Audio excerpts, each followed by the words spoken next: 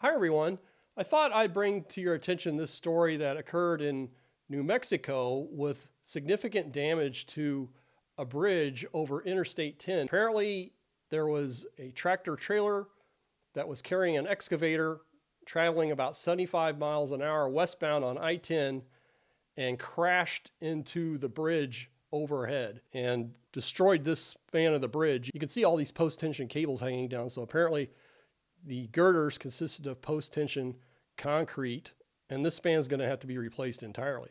You can see the clearance was 16 feet 9 inches, so that's pretty standard, if not a little on the high side. This isn't one of these low overhead crossings where you see trucks crash into all the time. Of course, the excavator was destroyed.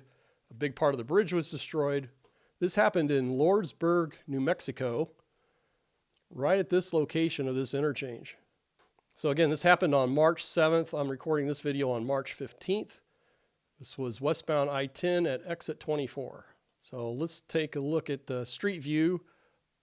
This is some time prior to destruction of that span of the bridge, and some just massive amount of damage here.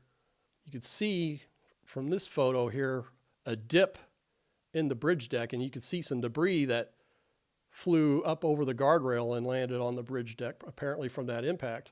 And just a public service here, if you ever see a bridge deck that shows several inches of deflection, don't cross it. I was involved with testing the foundations for a replacement section of bridge in Kansas City years ago. So what had happened was a train derailed, and at this location there were two pier columns.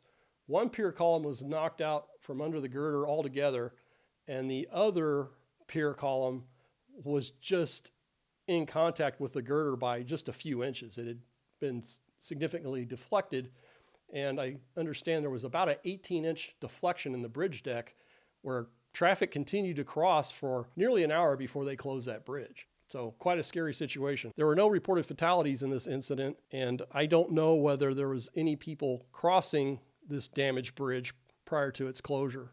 One of my staffers here reached out to Earl Franks with New Mexico DOT, and he was kind enough to give us some information about the steps forward here. So they're going to issue a purchase order. They may have done so already for the demolition of span 2. After that span is cleared out, they'll reopen westbound I-10 to traffic. They apparently have deemed that no other repair work's needed for other sections of the bridge. And this bridge was scheduled to be replaced sometime in 2027. So how long is it likely going to take to replace a span of the bridge?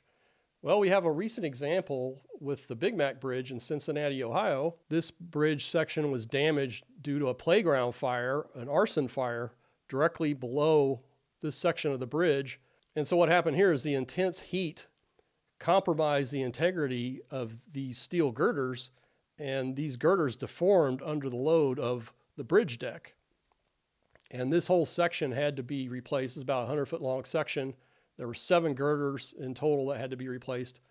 And it took them a little over 3 months to do this work. And I suspect for the replacement of this span, they're going to go with steel girders over post-tension concrete girders. This was massively disruptive to the city of Cincinnati until this repair was completed and the bridge reopened to traffic. So I'll continue to provide future updates relative to the repair efforts of this bridge. Again, I want to continue to get data points for how long it takes to do these emergency repairs and what methodologies are involved. So again, I'll do future updates. I want to thank those of you who have contributed to buy me a coffee. That's a great way to support the enhanced production work that I do for these videos. I also want to thank the channel members.